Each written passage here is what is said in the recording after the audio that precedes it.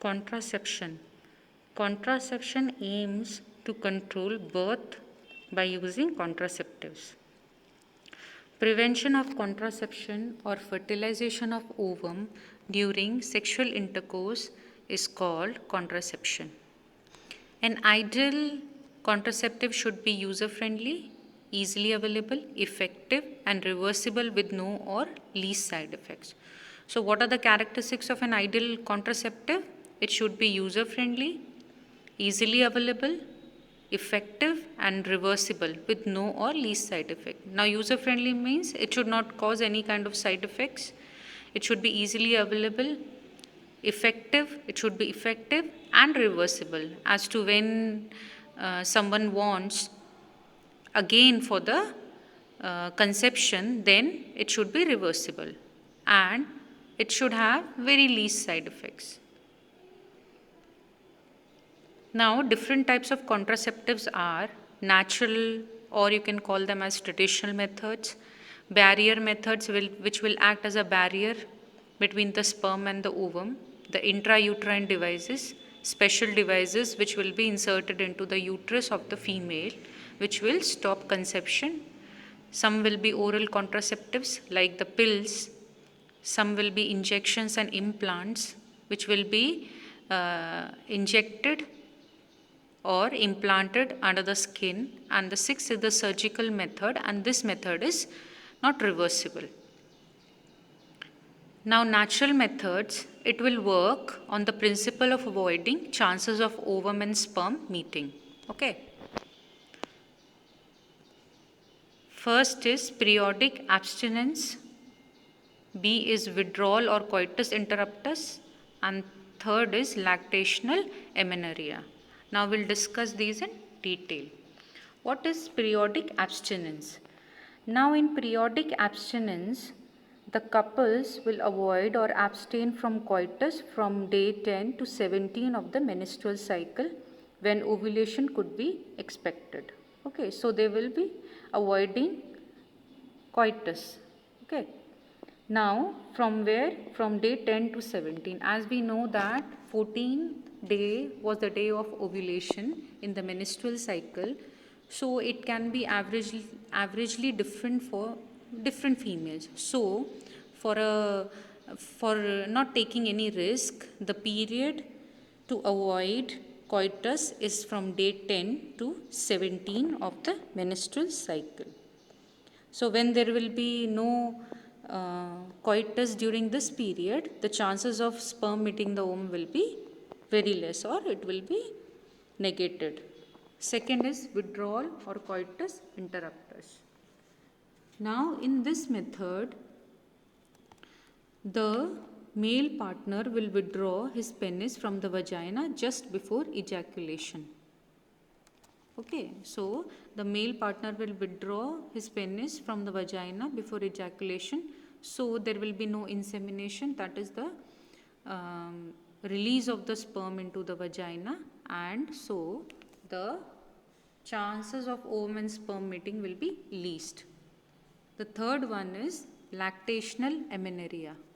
Now in this method, this particular method, lactational amenorrhea, is based on the fact that the menstrual cycle or the ovulation cycle does not occur during the period of intense lactation following parturition. Okay, intense lactation, that is the mother, when the mother is feeding the child, this particular cycle, that is menstrual cycle, will not occur. Therefore, as long as the mother breastfeeds the child fully, chances of conception are almost nil.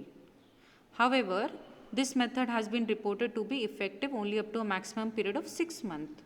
Okay, after that, the menstrual cycle will be there for many females and the ovulation will occur, and so the chances of meeting the sperm and ovum will be there. So, we call these as traditional or natural method, because here we are not using any outside source for avoiding the chances of ovum and sperm meeting. So these are periodic abstinence in which coitus is avoided from day 10 to day 17, withdrawal or coitus interruptus, that is the removal of the penis from vagina just before ejaculation, and lactational amenorrhea, in which is based on the fact that ovulation and the cycle will not occur during intense lactation. Okay. So medicines or any devices are not used in these methods, and side effects are almost nil. Chances of failure though in these methods are high. Okay. So these were the natural methods.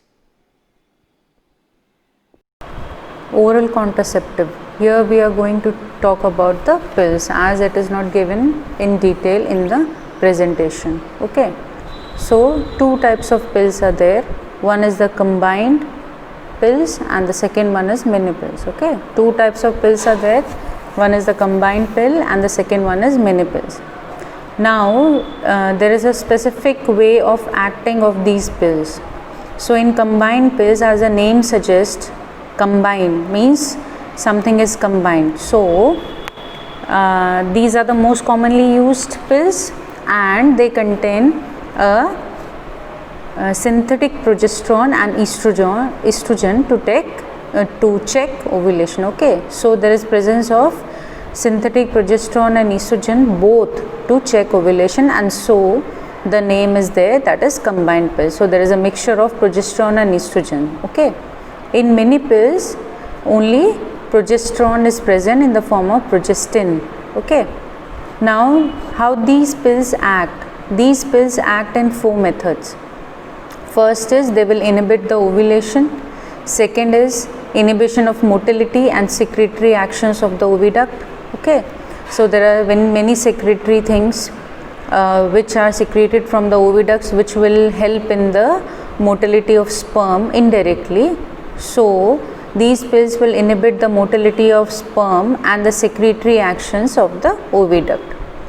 Third one is these will do some alteration with the inner layer, that is the endometrium of the uterus, and it will make this unsuitable for transplantation. Okay.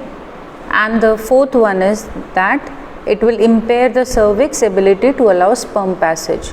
So the sperm will not be allowed to cross the cervix, so they will not able to reach the uterus, then the oviduct, and fertilization will not take place.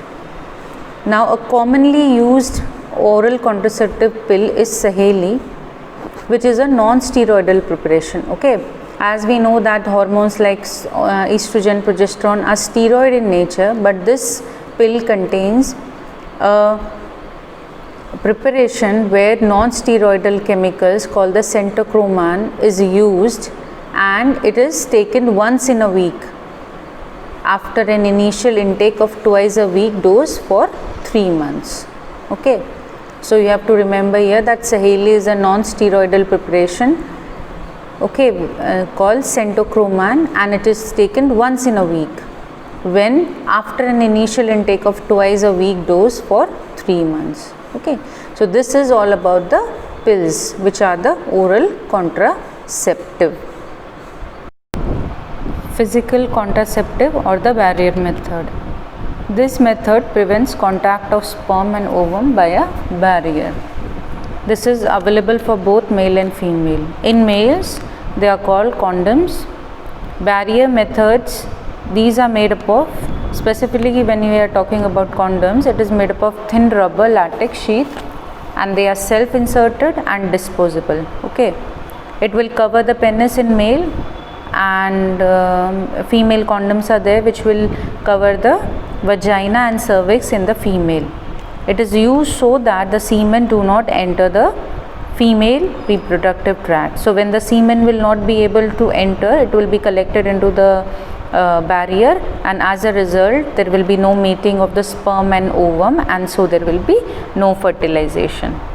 It also prevents AIDS and STDs, say that is sexually transmitted diseases, where there is exchange of body fluids. So because of this barrier there will be no direct exchange of the body fluids, and so there will be prevention from these diseases like AIDS and STDs. In females, these barriers are called diaphragm, cervical caps and walls. These are also barrier and made up of rubber and latex. This is inserted into the female reproductive tract to cover the cervix. They will block the entry of sperm through cervix, and they are reusable. Specific creams and jellies are there which will reduce the motility of the sperm and make the sperm infertile. These are called spermicidal cream, jellies, forms along with these barriers. So you can see here, this is a cervical cap, okay, and this is inserted in this way. This is the cervix. So cervix part, this is the cervix part is covered, and spermicide cream, it is given the spermicide cream. So when the sperm will enter from here, okay, when the sperm will enter from here, first the spermicide cream will kill the sperm, and if some of them is remaining, then the cervical cap will not allow the entry of the sperm inside the uterus, okay, from the cervix. Now there are other devices which are called the intrauterine devices, which are inserted into the female for the contraceptive method. Now these devices are only used by females. These devices are only used by females. These are inserted by doctor or nurses in the uterus through vagina. These are available as, there are basically two types of IUDs, that is intrauterine devices. One is the non-medicated and other are the copper releasing IUDs. So non-medicated IUDs are Lipi's loop, that will do the phagocytosis of the sperm, okay. Other are the copper releasing IUDs like copper T, CUL, multi-load 375. Now what will do, the copper releasing IUDs will release, when the copper ion will release copper ion, and these copper ions will suppress the sperm motility and the fertilizing capacity of the sperm. Now in total, the IUDs, what is the function of the IUDs? The IUDs will increase the phagocytosis of the sperm within the uterus. So the sperm will be will be not able to reach the ovum, and the fertilization will not occur, okay. So this is the type of these are the IUDs, and this is the uterus, and these are the fallopian tubes. So it is inserted in this way through the vagina, okay. Injections or implants. Progesterone alone or in combination with estrogen is used as injections or implants under the skin of female, okay. Action similar to pills.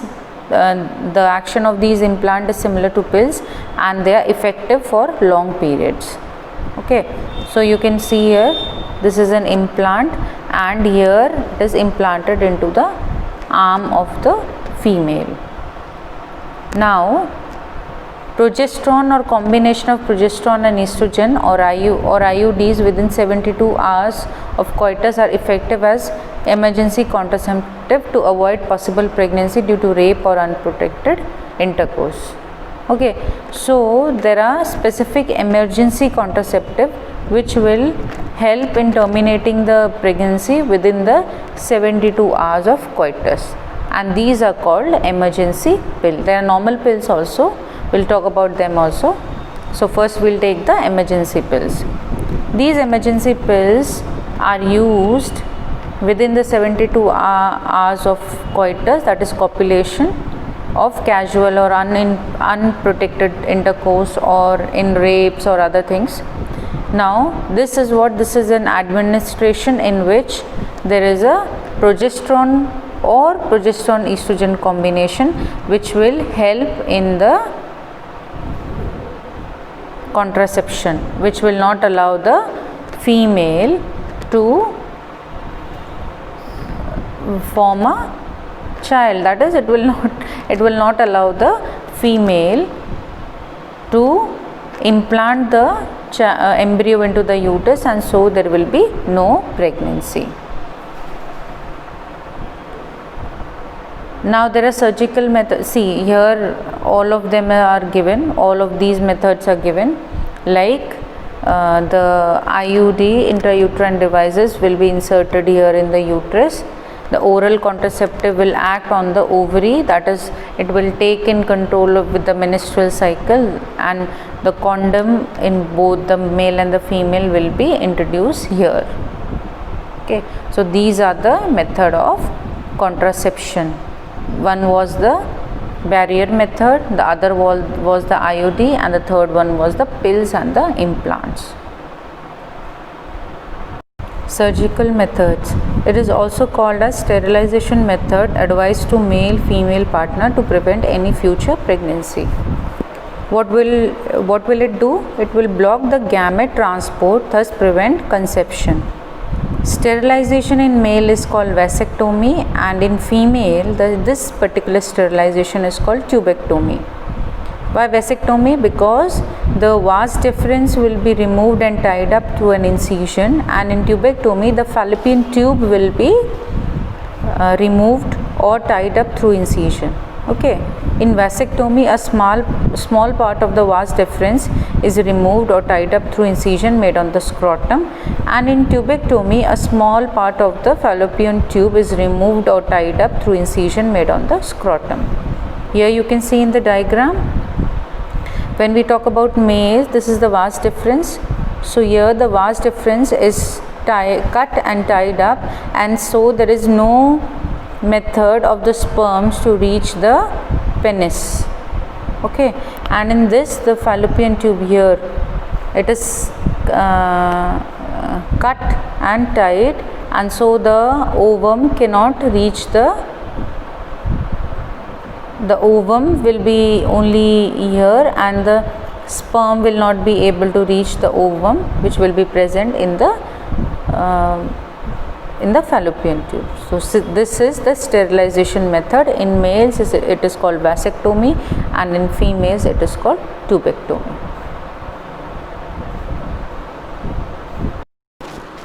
Now we know that a large number of couples all over the world, including India, are infertile. That is, they are unable to produce children in spite of unprotected sexual cohabitation. The reasons for this could be many, that is physical, congenital, diseases, drugs, immunological, or even psychological. In India, often the female is blamed for the couple being childless, but more often than that the problem lies in the male partner.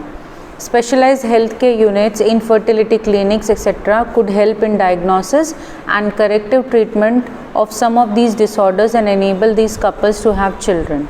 However, where such corrections are not possible, the couples could be assisted to have children through certain special techniques which are commonly called as assisted reproductive technology, that is ART. As you can see here in the topmost region, that is assisted reproductive technology. Okay, ART. Okay, the first one is here. The first one is the test tube baby program. Now what do you understand by test tube baby? Baby when produced by conceiving in a culture dish and nursing in the uterus. Okay, that is IVF. It is called in vitro fertilization. All the things which are occurring in a lab, they are called in vitro. Okay, so here the baby is conceived in a culture dish outside in a laboratory, so it is called in vitro fertilization. Now what is IVF? Fertilization of male and female gamete outside the body in almost similar condition as that in the body, followed by the ET, that is embryo transfer. So it can be achieved how? Now when the baby is grown outside the dish, it will be transferred, okay, to the uterus. So when the embryo which is formed outside in the laboratory is 8 blastomeres, okay, when it is up to 8 blastomeres, it will be transferred into the fallopian tube, okay, and the technique is ZIFT, that is zygote intrafallopian transfer. zygote intrafallopian transfer. Okay, as the name suggests, zygote is transferred, that is up to 8 blastomeres, and it is transferred where? It is transferred to the fallopian tube. So it is called zygote intrafallopian transfer. Now the second one, the second method is IUT. Okay, that is intrauterine transfer. So now when the zygote or when the embryo is more than 8 blastomeres, you have to remember that when it is less than 8 blastomeres, we will do ZIFT, but when it is more than 8 blastomeres, we will do the IUT, that is intrauterine transfer. So this embryo is more than 8 blastomeres and it is transferred into the uterus by a technique that is IUT, intrauterine transfer. A woman who substitutes or takes the place of a real mother. Okay, so there will be many mothers who will only nurse the embryo and they are not the genetic parents, or she is not the genetic parent of that embryo. So these are called the surrogate mother, or more specifically, a woman who substitutes or takes the place of the real mother to nurse the embryo is called the surrogate mother or the genetic mother. Okay. Now the second technique is AIT, that is artificial insemination technique, where the husband is either unable to inseminate the female or has a very low sperm count in the ejaculation. This technique is used in those females. Okay, so what they will do in the technique? In this technique, the semen will be collected from the husband or a healthy donor, and it is artificially induced into the vagina or into the uterus. So when it transferred to the uterus, we call it as intrauterine insemination. Okay, and when it is transferred to the vagina, we call it as artificial insemination. Okay, so artificial insemination is nothing but the movement or the movement we are making of the sperm into the vagina or the uterus, and that is done artificially. It is not by natural method. Okay, so these two techniques we have studied in ART. Now the third technique in ART is gamete intrafallopian transfer. This method is used in females who cannot produce the ova. As the name suggests, it is the transfer of gamete. So this method is used in which females? Which will not be able to produce gamete. Okay, but they can provide suitable environment for fertilization and further development of the embryo in the oviducts. So what we will do? The problem lies only with the gamete. Okay, so in this technique, what we'll do? We will take the ovum from the donor female, surgically will be removed, the ovum will be removed or the gamete will be removed surgically, and then it will introduce into the fallopian tube of the other female who is capable of producing the ovum for fertilization. Okay, so what we are doing here? We are transferring the gamete into the females who can nurture the child, who can provide suitable environment for fertilization, but they cannot produce gamete. So it's as simple as that. We'll take the gamete, that is the ovum, from a donor, and we will remove it surgically, and now we will introduce that gamete into the fallopian tube. So when the sperm comes, the fertilization will take place in the fallopian tube, and now this female who was not able to produce the gamete will now undergo the process of fertilization. So it is called what? It is called gamete intrafallopian transfer, GIFT. Now the last technique is the intracytoplasmic sperm injection. Here the sperm is directly injected into the ovum from an embryo in the lab. Okay, it is injected into the ovum. Okay, the embryo is later transferred by the ZIFT or IUT in women. See, I will explain this. Intracytoplasmic sperm injection means the sperm is directly injected into the ovum, okay, into the embryo in the lab, and then the embryo is later transferred by the ZIFT, that is zygote intrafallopian transfer. So you will take the sperm and inject into the ovum, and now you will allow it to grow. So when it grows up to 8 blastomeres, it will be transferred with the help of ZIFT, and when it is more than 8 blastomeres, it will be transferred by IUT, that is intrauterine transfer. So we learned many methods in the topic, that is ART, artificial reproductive technology. Though options are many, all these techniques require extremely high precision handling by specialized professionals and expensive instrumentation. Therefore, these facilities are presently available only in very few centers in our country. Obviously, their benefits is affordable to only a limited number of people. Emotional, religious and social factors are also deterrents in the adoption of these methods. Since the ultimate aim of all these procedures is to have children, in India we have so many orphaned and destitute children who would probably not survive till maturity unless taken care of. Our laws permit legal adoption, and it is as yet one of the best methods for couples looking for parenthood.